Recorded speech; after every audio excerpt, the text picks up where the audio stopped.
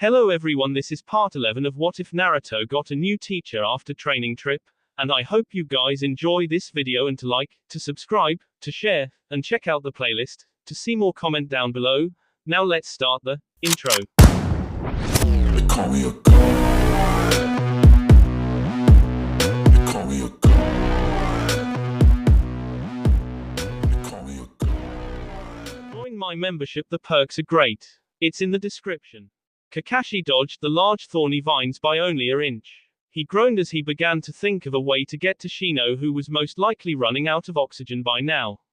He thought for a moment, and while he dodged the next vine he quickly began to do some hand signs. Fire style, great fireball jutsu. Kakashi yells and a giant fireball flies out at the vine men, catching two on fire. The vine men fall to the ground and burn, only to be replaced by two more vine men. Ready to be food, Kakashi? Zetsu asks, pressing harder on Kakashi's back. No, actually I was wondering why you haven't been eaten by your Venus flytraps, Kakashi says simply, and Zetsu laughs.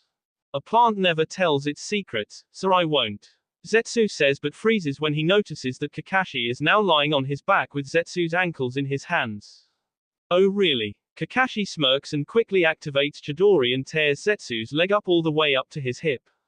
Well then, you don't mind if I make my odds better then? Kakashi says as he shoves Zetsu away and onto the ground. He needed to find a way in, but he couldn't get past Kisame. Of course Kiba and Akamaru were distracting him, but every time Jiraiya made a move towards the tower, Kisame would pay full attention to him without even needing to look. Of course Kisame had his sword back now, but Jiraiya needed to hurry. Knowing the Akatsuki like he did made him very uneasy about Tsunade fighting Pain. Now Jiraiya, don't you get any ideas? Kisame smirks as he stands on the roof with his back to the tower facing Kiba. Kiba growls lightly and grabs onto Akamaru's coat. Kiba slowly does an N in sign language behind his back to signal Jiraiya to get ready. Well then, I guess we'll have to KO you quickly and get on over to our fearless leader. You know she can't control her temper very easy, so she might tear your leader apart. Kiba says and shifts his stance. Akamaru jumps up in the air and Kiba smirks. Kisame shifts into a defensive stance, not knowing what the dog boy was doing. Man-beast mimicry. Kiba yells and Akamaru becomes another Kiba and lands on the real Kiba's back in the same stance as the real one. Fang over fang. Kiba yells and him and Akamaru begin to fly at Kisame as tornadoes. What the hell? Kisame yells and tries to dodge, but it his C and sends him flying towards a building and through it towards the next. Jiraiya quickly takes this opportunity and hurries off towards the Hokage Tower, where Tsunade was about to begin her fight with his once beloved pupil. Deidara didn't know what to do. He was out of clay and didn't know many other jutsus that would actually work on his sister. She had backed him into a corner now, and Sakura was right beside her, cracking her knuckles. He knew Toby was off somewhere fighting the damn demon and that other demon man who appeared with Deidara. Deidara groaned as he thought about his last moments living when his sister grabbed him by the collar with her other hand in a fist and surrounded by flames. Any last words? Deidara asks, and Deidara quickly lifts his gaze up to hers, not believing what he was seeing. His own sister was going to KO him, and that was so not cool. None that you need to hear. Deidara says, and before she can do anything a voice sounds behind her. You won't be KO him. A voice says from behind her. She quickly turns and finds Orochimaru standing there with Kabuto at his side. Deidara groans lightly as she drops Deidara on the ground and turns to face the third Sannin. Toby slowly circled the demons that were now back to back. Omari was out of breath from all the running, and Toma was beginning to feel the fatigue catch up to him. Omari quickly dodged the fire jutsu sent at him, as does Toma. Toma then quickly jumps back and begins some hand signs ready to end this. Omari notices and tries to distract Toby from the young man. So Toby, do you really think that Deidara is still alive? Omari growls and shoves his kunai against Toby's two kunai. Deidara senpai would never lose to any of you Konoha-s. Toby yells and tries to shove Omari back but fails. Where did this strength come from? Toby yells and tries harder to push Omari back. My demon gives me strength. Omari smirks and jumps away from Toby as a giant black dragon of fire comes and crashes Toby, sending him flying a different district. Well, now that that's over, we should probably hurry and find the others. Toma says and begins to run off in search of Sakura and Dasara, unaware of who they have met. Omari rushes after him, happy that Toma had finally grown up and stopped being childish. She was enjoying herself, just a little though. Conan smirked as she dodged Shizune's attacks with ease. The girl had spunk for trying to beat her and she liked that. She also liked how Shizune was showing desperation as if she had no hope that her dear Hokage would win. This spiked Conan's curiosity greatly. "Let me through." Shizune yells at Conan, who is still blocking her way out of the office. Conan merely shakes her head no and folds her arms across her sea. Shizune quickly charges in at Conan with 2 kunai in each hand. She quickly throws them at close range, but Conan turns to paper in the places the kunai would hit and the kunai fly right through her. Shizune stands there baffled by the paper, and while she does, Conan quickly sends a long sharp senbon of paper through Shizune's stomach. "You should pay more attention, little girl," Conan says as 3 more senbon come at Shizune. Shizune quickly dodges these ones and jumps back holding the puncture in her stomach. "So you're a paper user?" Shizune whispers and slowly looks Conan over, then her gaze drifts over to the window. "You're not leaving anytime soon. I have an assignment to keep you here," Conan says as 2 long swords of paper begin to form in her hands. "So let's get this over with." Conan smirks as Shizune pulls out 2 kunai, 1 in each hand. He watched as she dropped her coat on the roof and faced him. Soon his plan would be finished and Konoha would become weak enough for Orochimaru to fall into play. The damn snake did nothing last time but K the Hokage, leaving 2 behind to take his place, but this time there was no heirs. Pain smirked as Tsunade signaled for him to come at her, and in a flash he disappeared and sa fist towards her midsection, but she easily caught his fist in one hand and his wrist in the other. "Is that the best you can do?" Tsunade smirks and shoves him back, then kicks him in his stomach, sending him flying back one of the beams. "I thought you happened to be the strongest of the Akatsuki," she says and readies herself as he begins to stand. "I am, and I'm going to K you." Pain raises his head up to look at her and smirks. She raises an eyebrow and begins to look behind her to see if anyone was coming, to find an exact clone of Pain standing there with a kunai. The clone quickly sees Tsunade's arm as she shoves it off the building. She turns back to the real Pain with B rolling down her arm, unaware that the clone wasn't S. The real Pain charges in at her and she dodges his attacks easily. She then freezes when she feels a sharp pain in her back. Perfect clones. Pain smirks and B rolls out of the corner of Tsunade's mouth. "So that's an ability of yours." She groans and quickly turns and kicks the clone, with mighty strength, through the other beam and down the ground. "Bring it on," she says as she turns back to face Pain. Pain smirks and cracks his knuckles while facing her. "Well then, Tsunade, are you willing to surrender yet?" Pain asked, and he began to run through some hand signs. "Why are you doing this? You used to be such a nice kid," Tsunade says and looks Pain over, trying to figure out how she might take him down. Pain looks to her and narrows his eyes in hatred. "Keyword there, Tsunade, used to," Pain says before walking towards her, ready to K the woman who had once saved his life, standing before him. He couldn't believe who stood before him. This was the same man that he had planned to have for lunch, and now he was the same man that threatened his life. The tides had turned quickly between Kakashi and Zetsu. The hunter ninja of the Akatsuki didn't know what to do. Zetsu watched as Kakashi's clones quickly K the fly traps surrounding the vines encasing Shino as the real Kakashi faced Zetsu smirking. Zetsu was extremely confused by this. Kakashi wasn't winning, so why would he smirk? So the great hunter ninja of the famous Akatsuki won't be doing his job today. Kakashi says as his clones rip the vines off of Shino, letting the young Junin fall to his knees, taking in deep breaths as he looked up and nodded that he was fine. Kakashi then had his clones circle Zetsu ready to strike. "You haven't got a scratch on me, Kakashi. I don't see why you think you're going to win," Zetsu says simply, but Kakashi stays quiet as he glances around at his clones, then looks to Zetsu. "Because I have this new little technique," Kakashi says as he begins to run through hand signs. Giant dogs pop out of the ground and latch onto Zetsu like they had done so many years ago with Zabuza. Kakashi smirked as he and all his clones formed a Chidori and charged in at Zetsu. Zetsu tried to break free but failed as the dogs sunk their teeth in deeper. When Zetsu fell limp, all of the clones and the ninja dogs disappeared. Kakashi, Shino starts, but Kakashi holds up a hand signaling Shino not to talk. Flashback. Kakashi quickly dodges the vines that were being shot at him. He was starting to get pissed off from the vine men and how they kept coming back. He finally got around them and charged in at Zetsu only to be dodged yet again. Kakashi groaned as he quickly turned to Zetsu and caught him by the coat. "You aren't going anywhere," Kakashi says and smirks before quickly forming some hand signs with his free hand. "Don't do it, being nothing but mere vines now." Kakashi smirked and shoved Zetsu back as he began to formulate yet another plan. End flashback. "We need to hurry, the Hokage is in danger," Kakashi says and Shino nods before both of them take off towards the Hokage tower. Dasara sighed as her and Sakura quickly jumped up on the roof looking down at Orochimaru, Kabuto, and all of the sound ninja the two had brought for the takeover.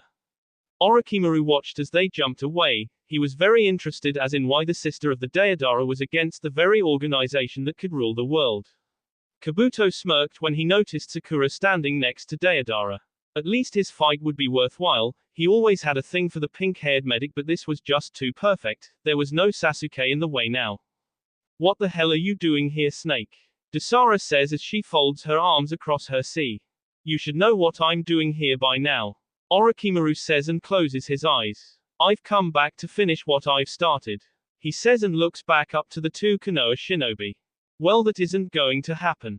Dasara growls lightly and looks to Sakura, who nods in compliance before looking back to Orochimaru.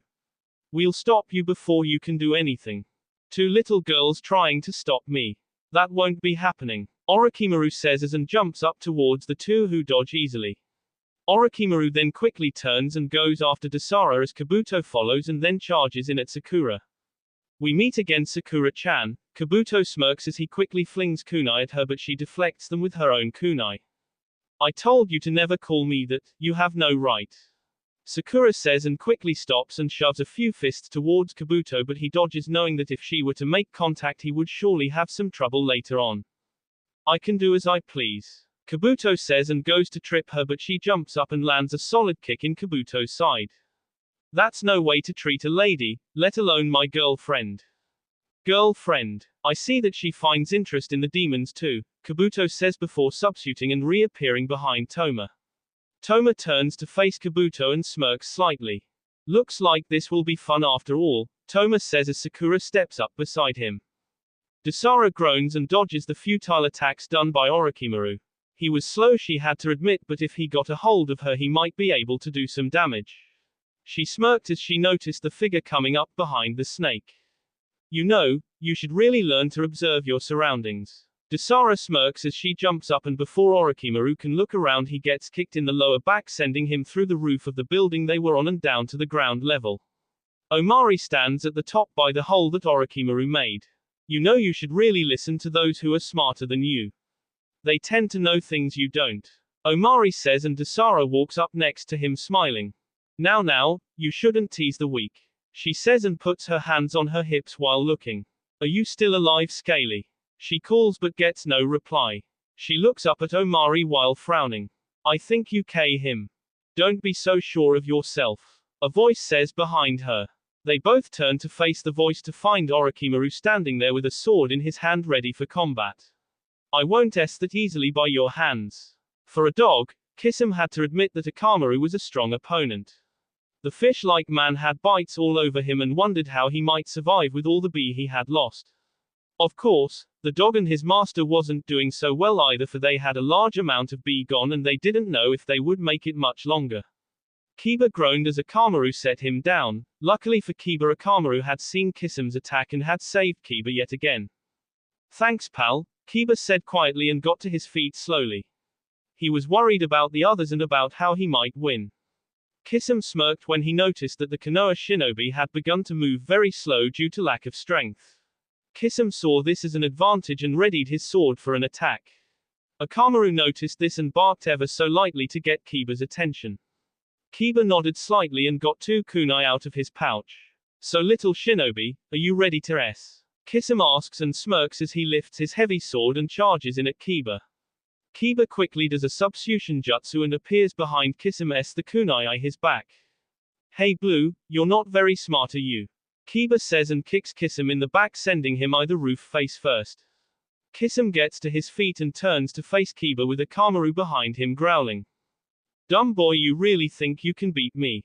Kisum laughs and cracks his knuckles and well then you have another thing coming. Kisum charged in at Kiba but stopped when a puppet blocked his way.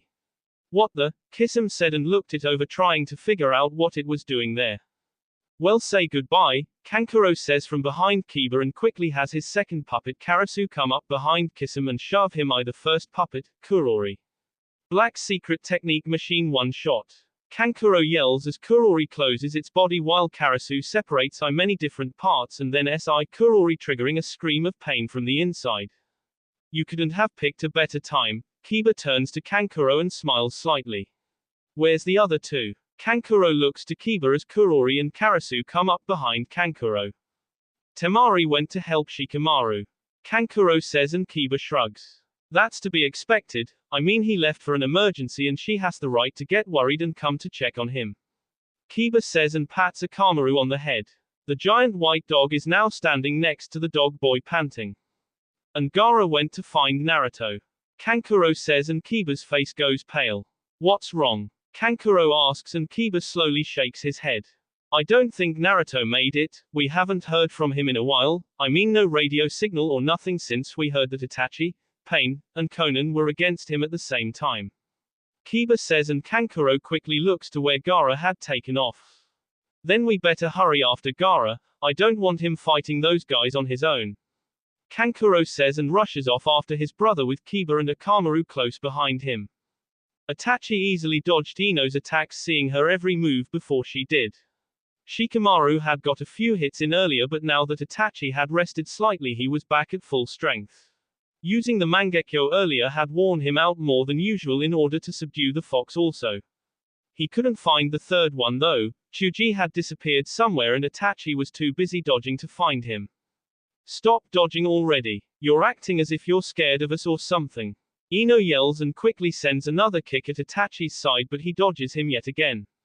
Shikamaru quickly follows up with a punch to his C connecting and sending Itachi stumbling back but he quickly regains his balance.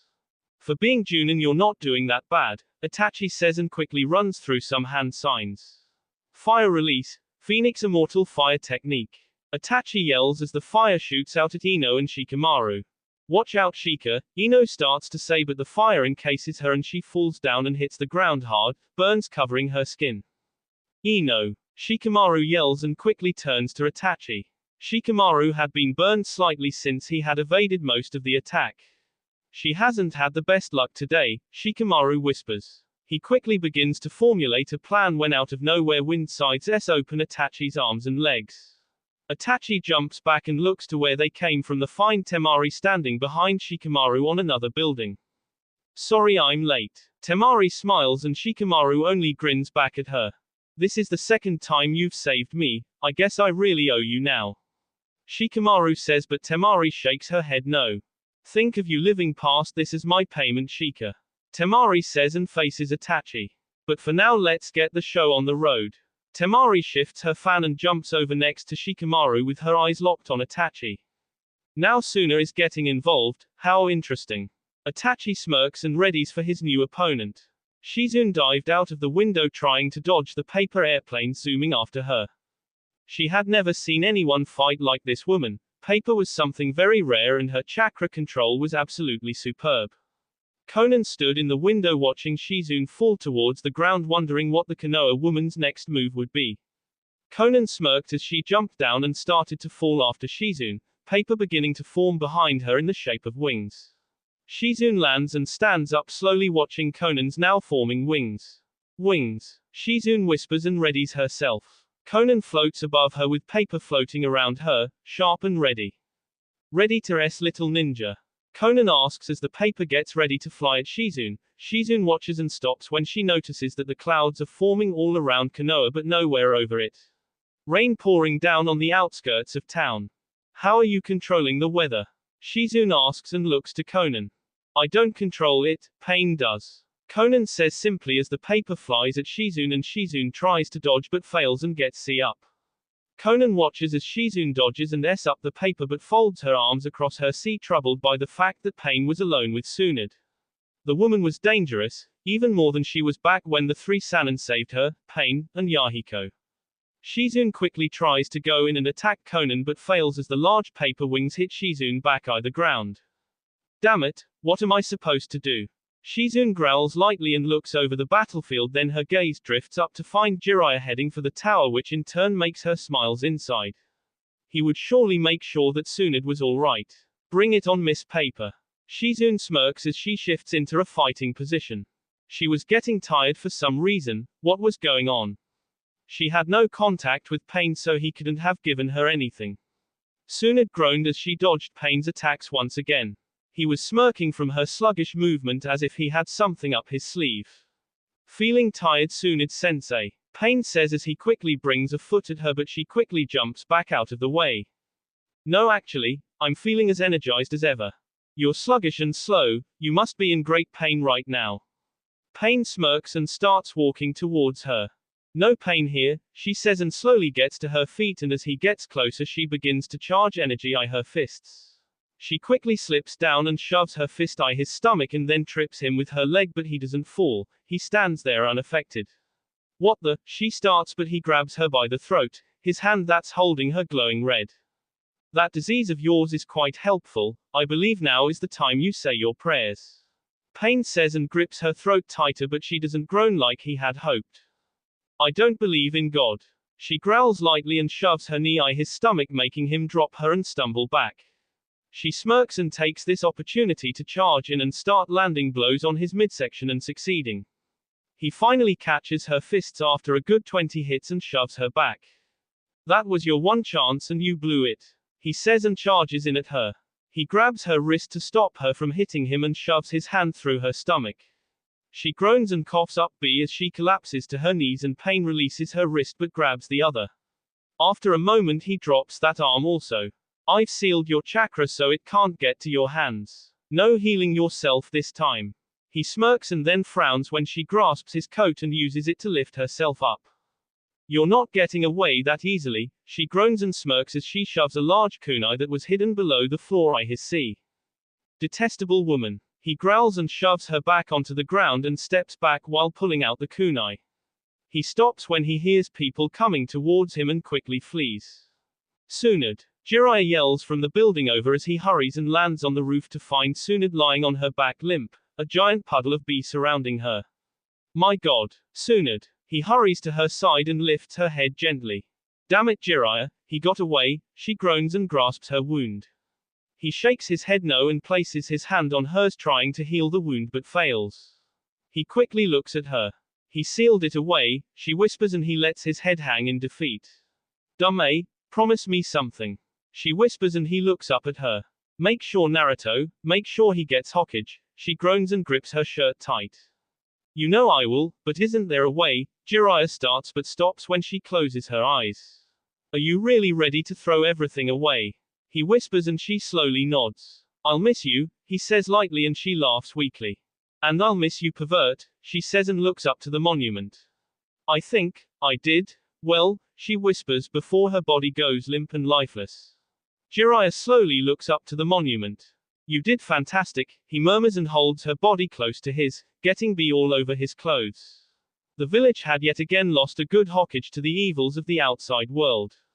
He soared through the sky, he was going as fast as he possibly could.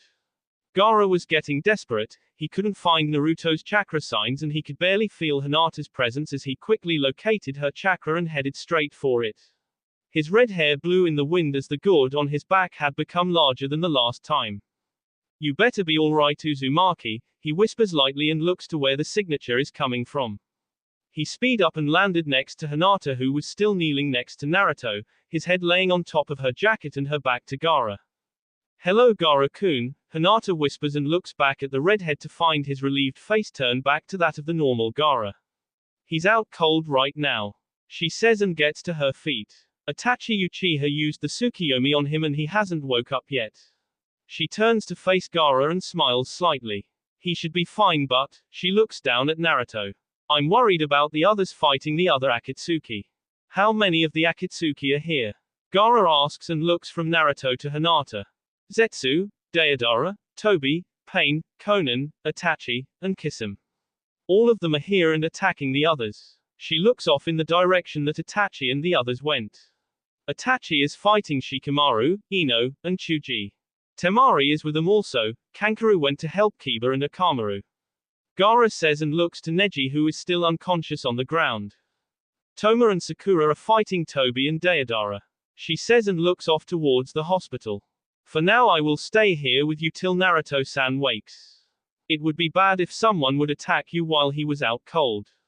He says and turns away with his hands folded across his sea. Hinata smiles and kneels next to Naruto yet again.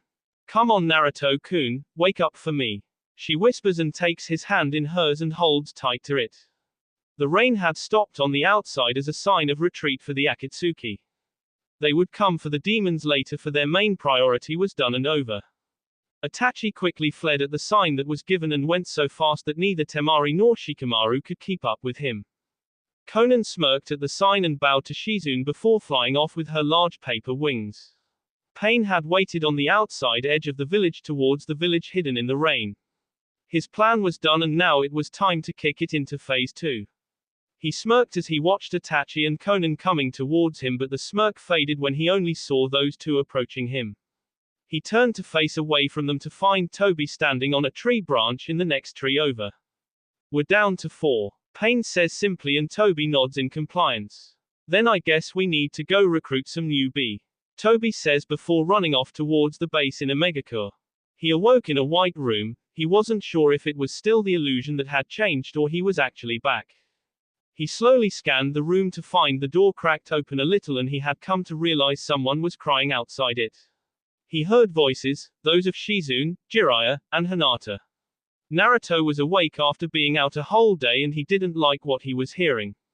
He slowly rose and walked towards the door, peeking through to find Hinata comforting Shizune with Jiraiya near them with his head bowed. Naruto pushed the door open, which got Hinata's attention. What's going on? Naruto asks and puts a hand up to his head. How long was I? He starts but is see off when Hinata embraces him as Jiraiya holds Shizune. What's the matter? He asks as he looks from Hinata to Jiraiya. He puts his arms around Hinata as he begins to ask his next question. What happened, Jiraiya-sensei? Tsunade, P-Pain KH her. Shizune wails into Jiraiya and Naruto's face goes sheet white. He stands there wide-eyed and zoned out a moment only to be brought back by feeling Hinata's tears soaking his shirt. Shush Hina-chan. Naruto coos and holds her close. It's gonna be okay, he whispers and rests his head against her. He felt weak and angry, sad and helpless, all at once. He closed his eyes as he held her close as Jiraiya led Shizune away and came back alone. Hinata slowly pulls away and faces Jiraiya with her tears only lightly streaming down her face. The new Hokage selection is to start tomorrow morning. Jiraiya says and looks to Naruto. She told me to make sure you got the job. He says and Naruto nods in compliance. You were out for most the fight, almost a full 2 days actually.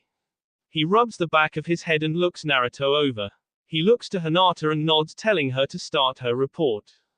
Many of the Akatsuki, only 4 escaped. Hinata whispers and then continues a moment after. Pain, Konan, Itachi. Those 3 escaped and we can't find Tobi's body anywhere, so we think that he got away also. So there's only 4 of them left. Naruto asks and looks to Jiraiya. That doesn't mean that they won't go out and get more members before they come for your demon. Jiraiya says and turns away. I'm going out to do some recon, I should be back shortly. Jiraiya says and leaves them in silence. Naruto-kun, are you okay? Hinata whispers and turns to face him. She has slightly dry tears on her cheeks but she seems a little more relaxed. I'm fine Hina-chan, don't worry. He says gently and her forehead. Now where are my clothes? I hate hospital robes. He grins when he gets a small laugh out of her. Neji wanted to stay quiet. His arm was broken from the fight and he had see all over. Tenten had been fawning over him all today and yesterday, but he had not said one word and it worried her. She had finally left when the doctors insisted that he need quiet and rest. He groaned lightly as he looked out the open window at the birds, but his head quickly snapped to look at the door to find Hiashi Hyuga standing there alone. Hiashi closes the door behind him as he steps in and heads for Neji. You took quite a beating, I've been told. Hiashi says and looks to Neji, who only hangs his head in shame. But you almost had Itachi Hyuga apprehended. He says and Neji looks up at him with his eyes locked on his uncle's. Can you not speak? he says and stands next to the bed. Or do you not wish to? Hiashi says but Neji doesn't answer. I wish not to, Neji whispers and looks down at the ground. She was worried about you, but I kept my promise and kept her safe with me. Hiashi says and Neji looks up to him. Hiashi-sama, he whispers and Hiashi smiles ever so slightly. I don't not try to break promises but you should be happy that you have earned my respect and trust. Hiashi says and Neji smiles slightly. Now it'd be best for you to get better soon or Tenten may have talked my head off. Neji laughed lightly at this and smiled up at the Hyuga head. Thank you Hiashi-sama, Neji says and Hiashi nods before leaving Neji in peace in the pure white room. Sakura stood alone in the hospital lobby. She had not cried once since the news and she had not seen the body yet but she was to prepare it. She was avoiding the back room at all costs as she stared back at the door wondering why it had to be like this. She sighed and looked back down at the papers in her hands on the death reports and spotted her name. She felt the tears coming but held them back for as long as possible. Why Tsunade-sensei? She whispers and sets the papers down on the desk. She stopped when she heard the footsteps behind her. You shouldn't lock your emotions up inside. A voice says behind her and she turns to find Dasara standing there.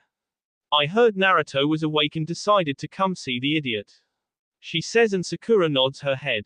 Room 23. Sakura says lightly and Dasara nods before walking off towards Naruto's room.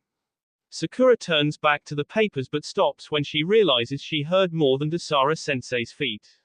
She sighed as she turned to see who it was to find Toma standing there alone. Toma, she whispers and leans back against the counter. I decided that I should probably go see the dumb A. Toma says and shoves his hands in his pockets. And I came to check on you. He says gently and she looks away. He frowns and uses a hand to make her look at him. Haven't cried yet. You don't have to be so strong. It's okay to cry when someone close to us.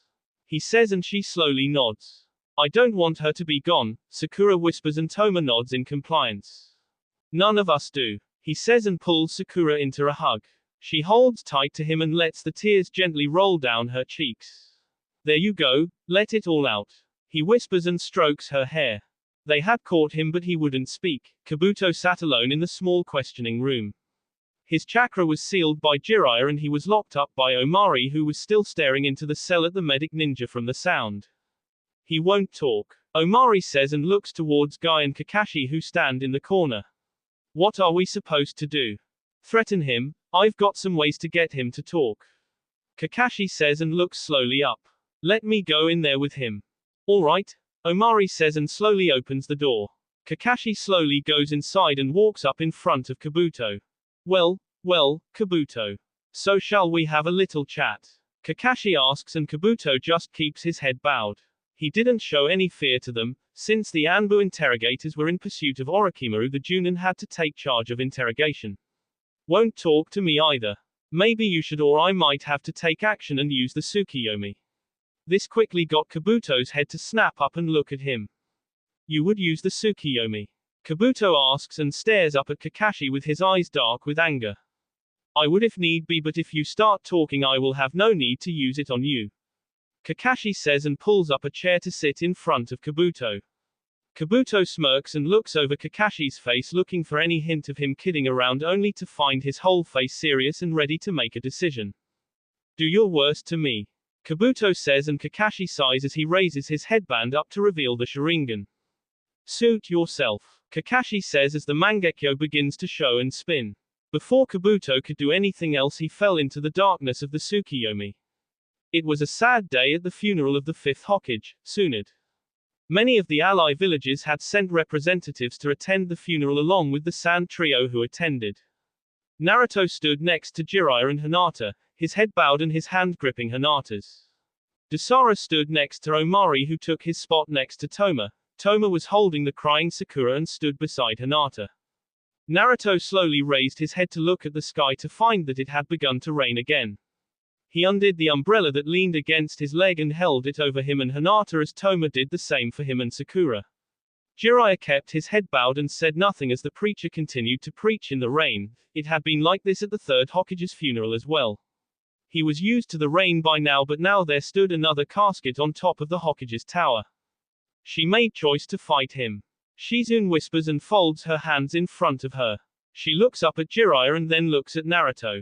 I wish she would have chosen a different path. It's no one's fault, she couldn't decided whether or not he was strong or not. It is a Hokage's job to protect her village and its people. Jiraiya says and looks to Shizune then at Naruto. But she has left the village in good hands. He says and looks back to the preacher. Naruto doesn't say anything when Jiraiya says this and stays silent.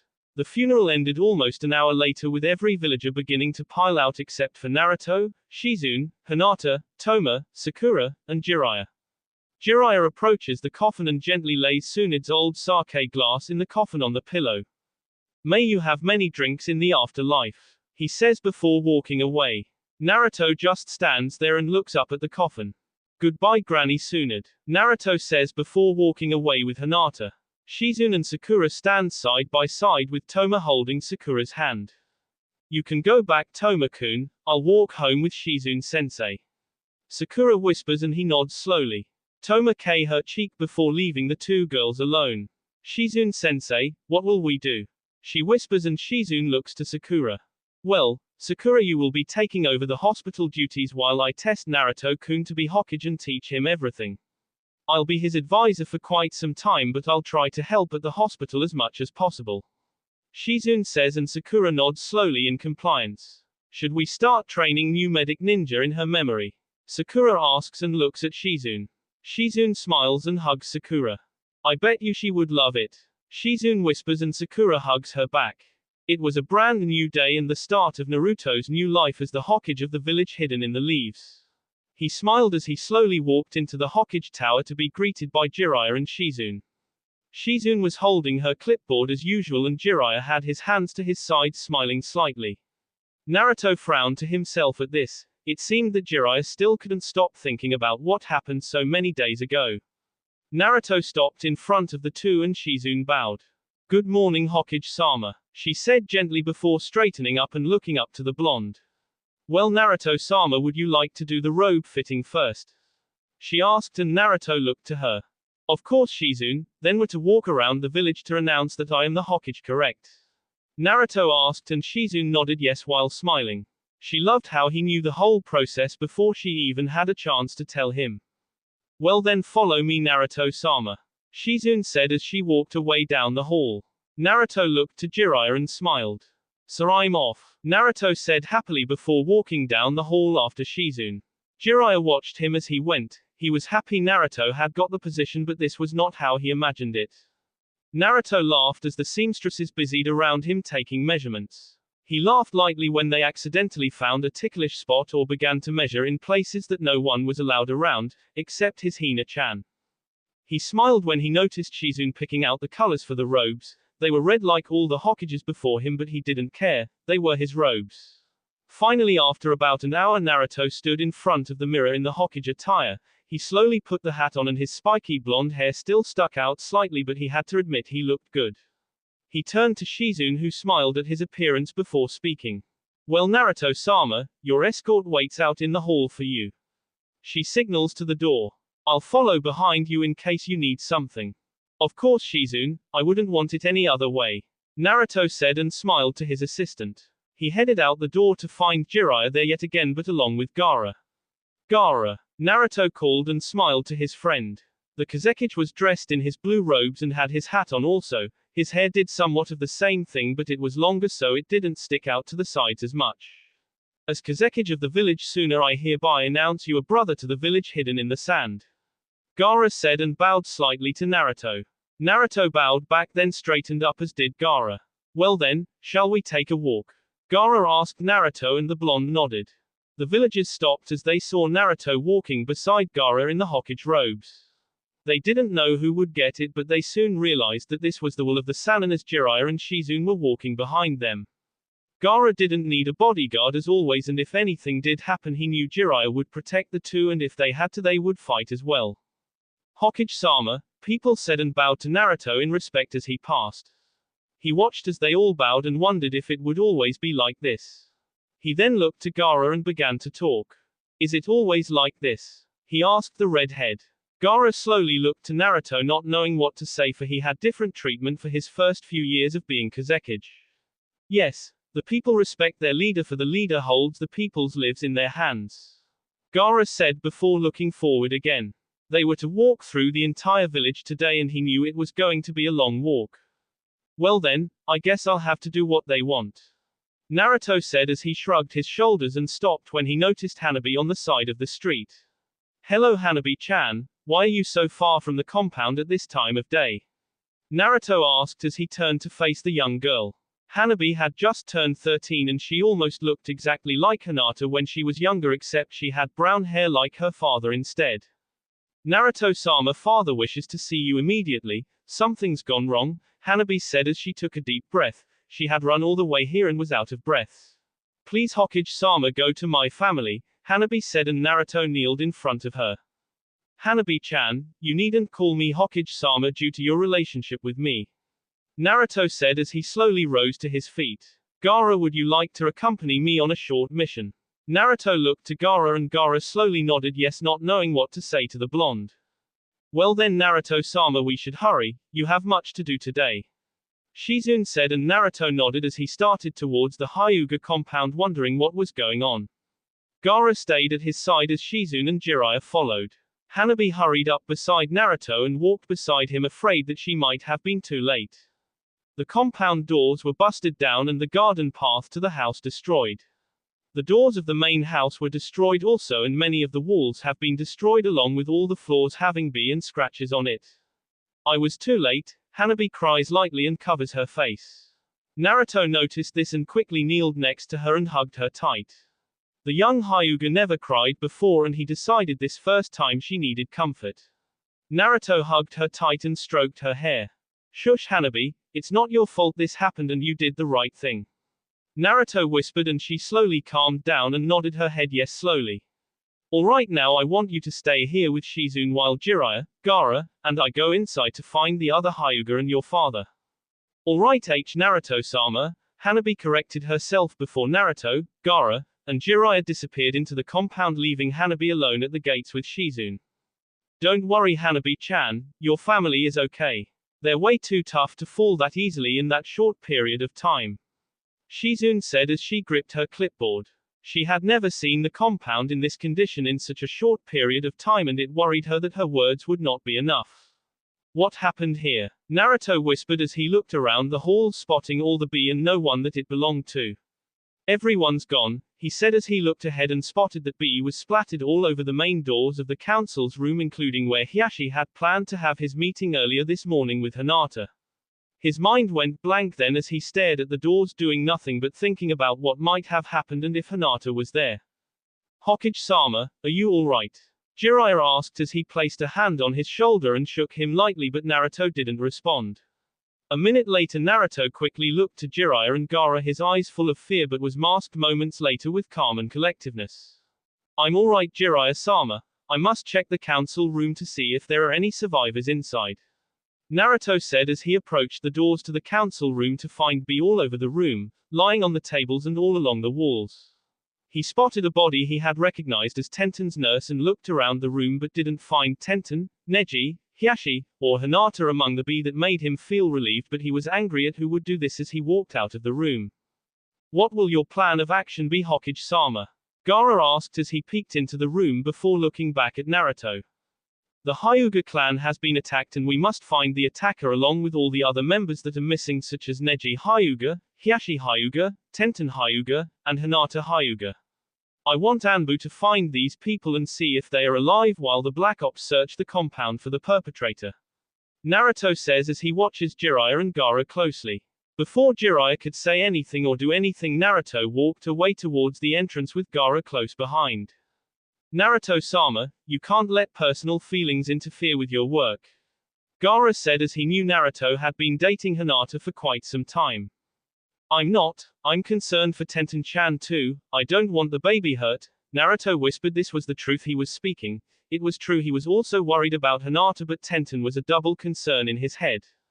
They gathered in the house trying to treat the wounded as Hinata and Neji escorted Tenten up to the spare bedroom to rest. Neji was worried about her and Hinata could tell, but she only tried to reassure him, but it had no effect. She remembered the attack all too well as she played it over in her head yet again. Flashback. Hinata smiled as she walked into the compound ready to face the council and the decision. She stopped as she realized there was a shadow looming over the council's table at the end of the hall. She slowly approached the doors thinking that it must have been a branch member reporting, but when she heard the cry of pain she froze and ran off in search of her father. When she found him he was sitting in the courtyard feeding the birds. "Otu-san," Hinata whispered, and he looked to her not knowing why she was here and not at the council. "We have a problem," she says, and he jumps to his feet and began to approach her ready for anything. "What is it?" he asked and watched her closely.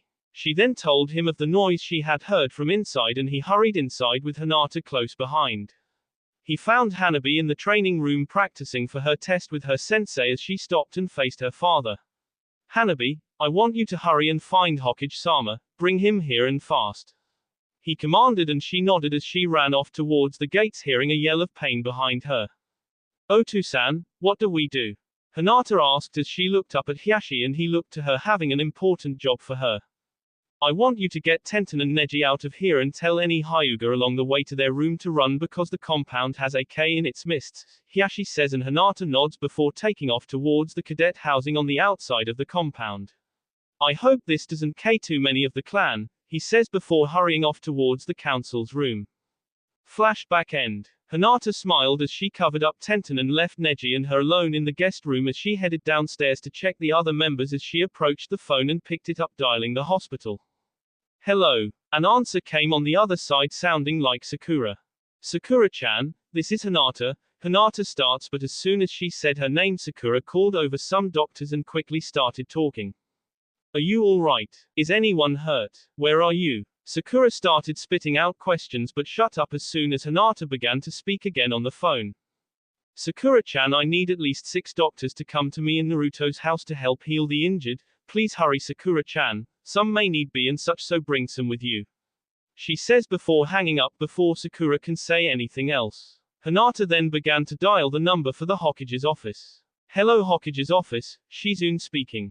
The voice came in as clear as a bell. "Shizune-sama, please let me speak to Naruto," Hinata said, and Shizune froze, recognizing the voice right away. "Of course, Hinata-sama," Shizune said as she signaled Naruto to come over to her and the phone. Moments later Naruto's voice came through. "Hinata-chan, are you alright?" he asked, his voice full of concern. "I'm fine, but I called Sakura-chan to send some doctors over to our house. I have the remaining Hyuga here with me, I couldn't save them all," she whispers and covers her eyes with her hand. "I failed as their leader," she whispers, and he gently tries to calm her over the phone. "We couldn't find the attacker, so Jiraiya, Gaara, myself and some Anbu will be going to the house to protect the Hyuga till we catch the attacker," he says and switches the subject hoping to get an answer. "How's Tenten-chan?" he whispers gently, and Hinata smiles and holds the phone in both her hands. "Tenten-chan is fine. She's resting upstairs in the extra bedroom with Neji-ni-san watching her," Hinata whispers, and she hears his sigh of relief from the other side of the phone. "I'll be there shortly, I'll see you then," Naruto says as he stands and looks to Shizune and nods his head yes. "Alright," Hinata says as she slowly sets the phone down on the receiver and looks around the living room, looking at all the members of the Hyuga who are sitting around trying to catch their breaths and tending to the wounded. She slowly closes her eyes and leans back against the table the phone is sitting on as takes a deep breath. This war was hitting too many things inbound and she never thought about it ever happening like this. Naruto slowly turned the handle to his house and stepped in with Gaara and Shizune close behind him. Jiraiya had begun to look around the yard for intruders as Naruto looked around the living room at all the Hyuga and the doctors running around trying to help them. One doctor stops when he spots Naruto and goes up to him to tell him the situation. "Hokage-sama, many of the Hyuga are just resting now. Hiashi Hyuga has gone upstairs with Hinata Hyuga to join Neji Hyuga on lookout. Sakura has told us the situation and we are to be stationed with the Hyuga till this is resolved," the doctor said as Naruto nodded his head yes slowly and headed upstairs without a word. He stopped at the top as he heard talking in the empty room where they had put the desks and paperwork that they had received. He could recognize Hinata and Neji's voice, but the third sounded wounded, lower in pitch. "Hiashi-sama, we should hurry and track the man you saw to bring him back for questioning," Neji said as he folded his arms across his sea and looked to Hiashi who stood by the window looking to Neji. That is for the Hokage to decide. I will not put any people in danger unless they are ready to face this menace. You didn't fight him, Neji, so you wouldn't understand how strong he was. Hiashi says as he looks to the window. Naruto peeked in the cracked door watching the head of the Hyuga. Today was the day he was to turn the reins of the Hyuga over to Hinata, but that didn't happen. Otu-san is right, Neji-ni-san. You wouldn't possibly know how strong our enemy is or anything about him other than that he wanted the Hyuga clan disposed of. Hinata said and looked to Neji. Her back was to the door as she took a step forward. Besides, it's Naruto-kun's job to handle these things. When he gets here we'll tell him. No need to tell him, Hinata, Hiashi says and closes his eyes. Hokage-sama, you can come in, we have no power to keep you out of the rooms in your own home. Hiashi slowly looked to the door to find Naruto walking in with his arms at his side and a stern face. So you know who the attacker is? Naruto asks Hiashi, but Hiashi shakes his head no. I don't know who the attacker is, but I know what he looks like and that he's from the Sound Village, most likely trying to make a diversion to free Kabuto. Hiashi says and looks to Neji, Hinata, then Naruto. Kabuto is securely locked away with Kakashi watching him along with Guy and Kurenai. Naruto says and looks to Hinata, who's looking away at the ground. He was worried about how she was acting and then realized how she had said that she had failed. For now, rest and relax. Anbu are posted outside and watching everywhere around the house ready to attack. Alright, Neji said and left the room to go see Tenten, who had been sleeping down the hall. Hiashi nodded yes slowly before walking out after Neji and closing the door behind him, leaving Naruto and Hinata alone in the room. What's wrong, Hina-chan? Naruto whispers and slowly approaches her. My father makes me feel as if I was failing, Hinata whispers, but Naruto shakes his head no and hugs her gently. You couldn't have failed, you were never made the leader of the Hyuga, you're still considered the princess of the clan, he whispers and kisses her forehead and smiles at her as she smiles up at him. Thank you, Naruto-kun, but I believe I should see how my clan is doing. She whispers and he nods as he pulls back from her. And I must also see how the clan is doing, starting with Tenten-chan and questioning your father on the appearances of our mystery attacker. Naruto says and watches as Hinata goes out of the room and heads downstairs. Don't worry, Hina-chan, I'll make everything better. Naruto whispers and fists his hands. That will be all for this video. Be sure to like, subscribe, share, and comment down below for more videos. Goodbye.